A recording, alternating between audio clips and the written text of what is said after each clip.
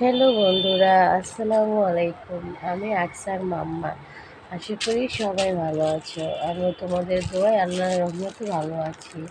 এই যে দেখতে পাচ্ছ, এখানে আজকে আমি মূলা শাক নিয়ে নিলাম। শাকগুলোকে আমি ভালোভাবে সিদ্ধ করে পানিটা একদম চুচে নিলাম। তারপরে হচ্ছে এখানে আমি একটা প্যান বসিয়ে দিলাম চুলায়, দিয়ে আমি মিডিয়াম হিটে পেঁয়াজ, রসুন, কাঁচামরিচগুলো ভেজে নিব আস্তে আস্তে।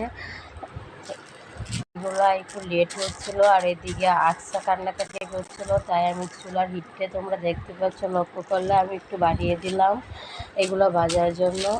তোমরা কে কীভাবে মূলা শাক ভাজি করো আমি ঠিক জানি না। আমি মূলা শাকগুলো প্রথমেই হচ্ছে কেটে নেই, মানে একদম চিকন চিকন করে। তারপরে হচ্ছে ওইগুলোকে আমি একদম মানে চুলায় দিয়ে সিদ্ধ করে পানিটা একদম চুচিয়ে নিই। তারপরে হচ্ছে এই যে আমি পেঁয়াজ, রসুন, কাঁচামরিচগুলো ভেজে নিই, ভেজে লাল লাল করে নেব একদম। তোমরা দেখতে পাবে, আমার সাথে থাকো তোমরা সবাই। আর যারা শুকনো মরিচ পছন্দ করো মূলা শাকের সাথে, তারা কিন্তু এভাবে শুকনো মরিচ দিয়ে দিতে পারো, তাতে ভাজা ভাজা হয়ে যাবে শুকনো মরিচগুলো।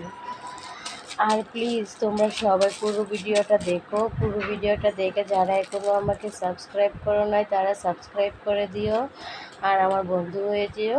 আমিও তোমাদের বন্ধু হয়ে পাশে থাকবো। আমরা একে অপরকে সাপোর্ট করলেই কিন্তু আমরা অনেক ভালো ভিডিও করতে পারবো বা ভালো জায়গায় পৌঁছাতে পারবো।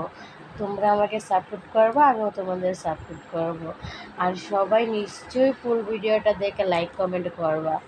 আমার ভিডিওতে হঠাৎ করে ভিউ অনেক কমে আসে, আবার হঠাৎ করে ভিউ বেড়ে যায়। বুঝি না এরকম কেন হয়, আর আমি আকসার জন্য এত সময় দিতে পারি না ভিডিওতে।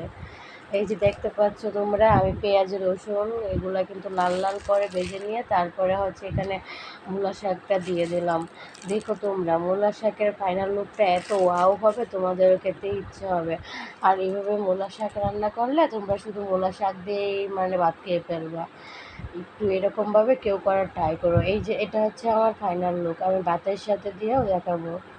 এটা কিন্তু আমি মিডিয়াম হিটে করে নিচ্ছি। এটা আমি চুলার সাউন্ডটাও আমি দেখিয়ে নিই, কারণ অনেকেই হয়তো বুঝবা না। এই চুলার আকসা আমার চুল ধরে টান দিতেছিল, ওই জন্য আমি করতেছিলাম। এই যে দেখো, আমি ভাতের সাথে কিন্তু ওই যে শাক আর মরিচ নিয়ে নিলাম। আমার কিন্তু মূলা শাকে লাল মরিচটা লাগবেই, না হয় আমার ভালো লাগবে না। এই যে আমি তোমাদের অল্প একটু খেয়ে দেখাবো। জাস্ট অসাধারণ হয়েছিল। আমি আর আমার হাজব্যান্ড মূলা শাক দিয়েই ভাত খেয়ে নিয়েছিলাম। এই যে দেখতে পাচ্ছ, আমি এখান থেকে কিন্তু একটু মরিচও খেয়ে নিব। তারপরে সবাই ভালো থেকো।